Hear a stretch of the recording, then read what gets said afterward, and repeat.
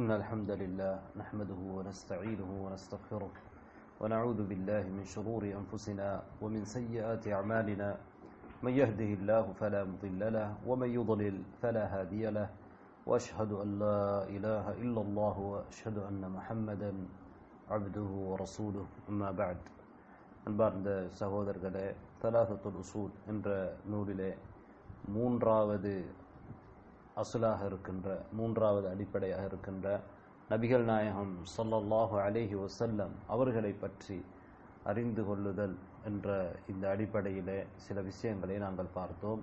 கடைசியாக நபி அவர்கள் மதீனாவுக்கு ஹிஜ்ரத் சென்றார்கள் என்பதை பார்த்தோம். ஹிஜ்ரத்துடைய வகைகள், ஹிஜ்ரத்துக்குரிய வரைவிலக்கணம், அதனோடு சம்பந்தப்பட்ட ஒரு சில விடயங்களை பார்த்தோம். இன்றைய பாடத்திலே அதற்கு பிறகு மூல நூலாசிரியர் சொல்லுகின்ற விடயங்களை நாங்கள் கவனிப்போம். فلما استقر بالمدينة أمر ببقية شرائع الإسلام مثل الزكاة والصوم والحج والجهاد والأذان والأمر بالمعروف والنهي عن المنكر وغير ذلك من شرائع الإسلام.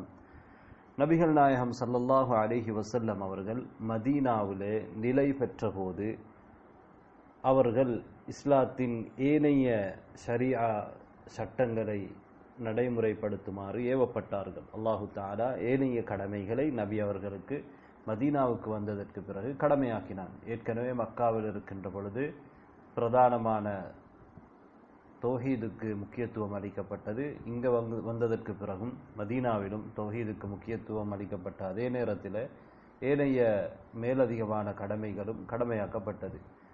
ஜகாத், நோன்பு, ஹஜ், ஜிஹாத், அதான், நன்மை ஏவி தீமையை தடுத்தல், இதுபோன்ற பல மார்க்க விடயங்கள் நபிகள் நாயகம் ஸல்லல்லாஹு அலைஹி வஸல்லம் அவர்களுக்கு அல்லாஹு தஆலாவால் ஏவப்பட்டது. அந்த அடிப்படையிலே நபி ஸல்லல்லாஹு அலைஹி வஸல்லம் அவர்கள் மதீனாவிலே ஒரு இஸ்லாமிய ஆட்சியை நிறுவினார்கள்.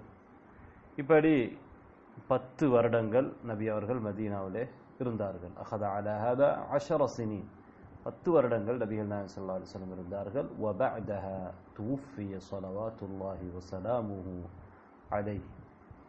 நபி ஸல்லல்லாஹு அலைஹி வஸல்லம் அவர்கள் 10 வருடங்களுக்கு பிறகு மரணமானார்கள். எங்களுக்கு தெரியும், இங்கே நூலாசிரியர் சொல்கின்றார், ஜகாத் இவைகள் மதீனாவிலே கடமையாக்கப்பட்டது. ஷேக் இப்னு உஸைமீன் ரஹிமஹுல்லாஹ் அவர்கள் சொல்கிறார்கள், ஜகாத் ஆரம்பமாக மக்காவிலே ஃபர்லாக்கப்பட்டது. பிறகு அதனுடைய மேலதிகமான சட்டத்திட்டங்கள், அது எந்த அளவு ஜகாத்து கொடுக்கப்பட வேண்டும், ஒவ்வொரு பொருட்களிலும் எந்த அளவு நிசாபை அடைந்தால் அதிலே ஜகாத் கடமையாகும் போன்ற விடயங்கள் எல்லாம் மதீனாவிலே வைத்துத்தான் நிர்ணயிக்கப்பட்டது என்று குறிப்பிடுகின்றார்கள். நபி அவர்கள் 10 வருடங்கள் மதீனாவிலே வாழ்ந்தார்கள். நபி அவர்கள் ஹிஜ்ரி 1வது ஆண்டு ரபியுல் அவ்வல் மாதம் 8வது நாள் குபாவுக்கு வந்து சேர்ந்தார்கள். குபாவிலே 4 நாள் இருந்துவிட்டு வரலாற்றின் அடிப்படையில் நபி ஸல்லல்லாஹு அலைஹி வஸல்லம் அவர்கள் மதீனாவுக்கு உள்ளே வெள்ளிக்கிழமை நுழைகின்றார்கள். அது ரபியுல் அவ்வல் மாதத்துடைய 12வது நாள். எனவே நபி அவர்கள் மரணித்தது ஹிஜ்ரி 11வது ஆண்டு ரபியுல் அவ்வல் மாதம் 12வது நாள். எனவே நபி ஸல்லல்லாஹு அலைஹி வஸல்லம் அவர்கள் சரியாக 10 வருடங்கள் மதீனாவிலே வாழ்ந்திருக்கின்றார்கள். நபி அவர்கள் மரணித்தாலும் வதீனுஹு பாகின் வஹாதா தீனுஹு, அவர்களுடைய தீன், அவர்கள் கொண்டு வந்த மார்க்கம் இன்னும் இருக்கிறது, கியாமத் நாள் வரையில் இருக்கும். இதுதான் அவர்கள் கொண்டு வந்த மார்க்கம். இந்த இஸ்லாம் தான் நபிகள் நாயகம் ஸல்லல்லாஹு அலைஹி வஸல்லம் அவர்கள் போதித்த மார்க்கம். லா கைர இல்லா தல்லல் உம்மத அலைஹ். எந்த ஒரு ஹைராக இருந்தாலும் அதனை நபி அவர்கள் விட்டு வைக்கவில்லை, அதனை உம்மத்துக்கு காட்டி கொடுத்திருக்கின்றார்கள். வல ஷர்ர இல்லா ஹத்தரஹா மின். எந்த ஒரு கெடுதியாக இருந்தாலும் அதை விட்டும் உம்மத்தை எச்சரிக்கை செய்திருக்கிறார்கள். والخير الذي دل عليه التوحيد وجميع ما يحبه الله ويرضاه. நபி அவர்கள் காட்டி கொடுத்த கைர் என்ன என்றால் அதுதான் அடிப்படையில் ஏகத்துவம், தௌஹீத். அதே போன்று அல்லாஹு தஆலா விரும்புகின்ற, அவன் பொருந்திக் கொள்கின்ற அனைத்தும் ஹைர், இந்த அனைத்து ஹைரையும் நபிகள் நாயகம் ஸல்லல்லாஹு அலைஹி வஸல்லம் அவர்கள் எங்களுக்கு காட்டி தந்திருக்கின்றார்கள். வஷர்ருல்லதி ஹத்தர மின்ஹு, நபி ஸல்லல்லாஹு அலைஹி வஸல்லம் அவர்கள் எச்சரிக்கை செய்த கெடுதி அது அஷ்ஷிர்கு வ ஜமீஉ மா யக்ரஹுஹு அல்லாஹு வ யஅபா.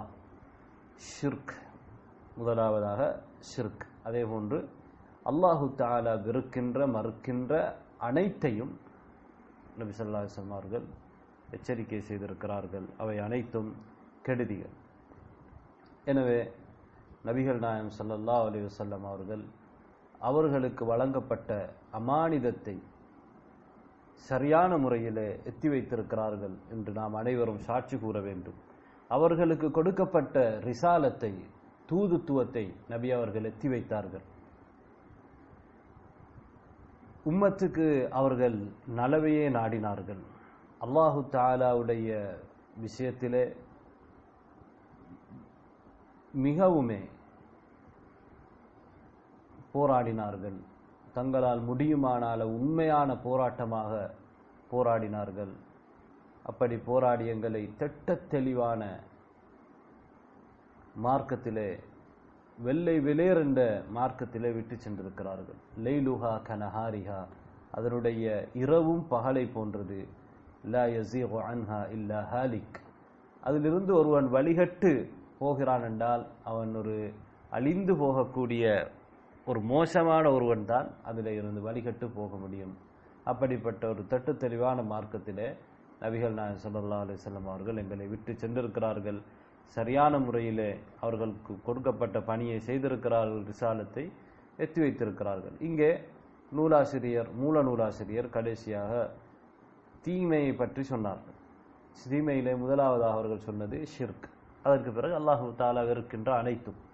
இப்போது விளக்க நூலாசிரியர் அல்லாஹு தஆலா ஹராமாக்கியதில் மிக மோசமானது எது என்பதை குறிப்பிடுகின்றார். அல்லாஹு தஆலாவுடைய ஹராம்களை பட்டியலிட்டிருக்கின்றார்.